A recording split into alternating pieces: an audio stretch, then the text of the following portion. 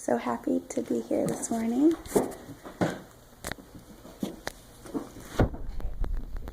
Imagine that a student is in the middle of a busy school day, listening to lectures, shuffling between classrooms, and then all of a sudden that stops, and they are asked to sit still and read quietly for 15 to 20 minutes. Welcome to the world of sustained silent reading models. Sustained silent reading, also known as SSR for short, has been used in many ways for many purposes since it came onto the education scene in the 1960s.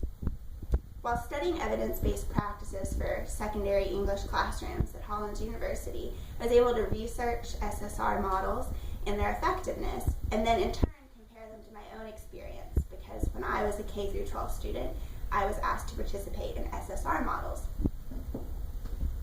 The fact is, whether or not you love or you hate to read, it's something that we all have to practice and we all have to utilize for the rest of our lives. Steve Gardner wrote, "The theory behind sustained silent reading is that if students read more and enjoy it more, they will become better readers. And it's the same theory that drives basketball players to stand at the free throw line after practice each day and shoot 100 free throws. The idea is, the more you do it, the better you'll become." And that's SSR's basic function, is to give students an opportunity to read and practice reading. SSR comes in many shapes and forms in order to suit various classrooms, but it overall has one goal: to improve literacy and comprehension. And within that goal, it has two specific purposes: to create pleasure readers and to practice all the complex skills involved with reading at once. First, I'm going to talk to you how SSR seeks to create pleasure readers. And it does this because pleasure readers are often proficient readers. It makes me think of a time I was subbing in an English classroom, and there was SSR happening that day.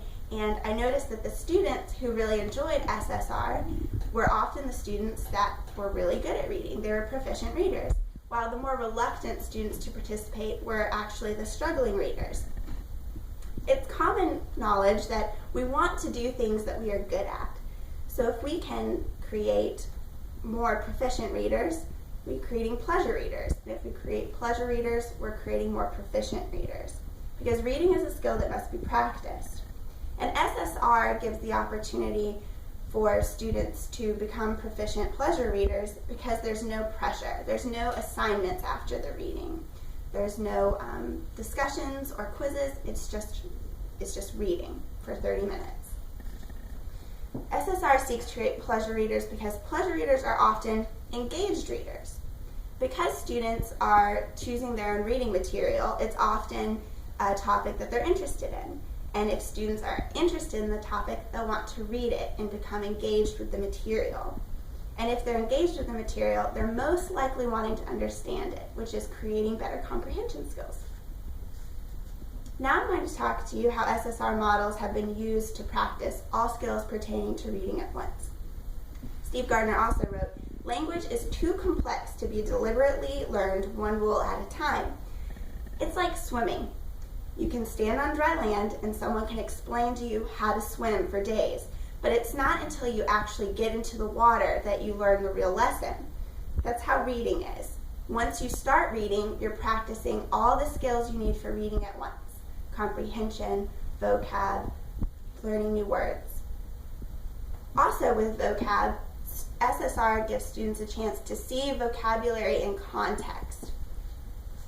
They're able to see words in many different facets, such as dialogue or description, and they're able to take from that concrete examples that stick with them more than just reading a dictionary. So today I've talked to you about how SSR models seek to create pleasure readers, and they allow readers to practice all skills pertaining to reading at once in order to reach the overall goal of improved literacy and comprehension skills.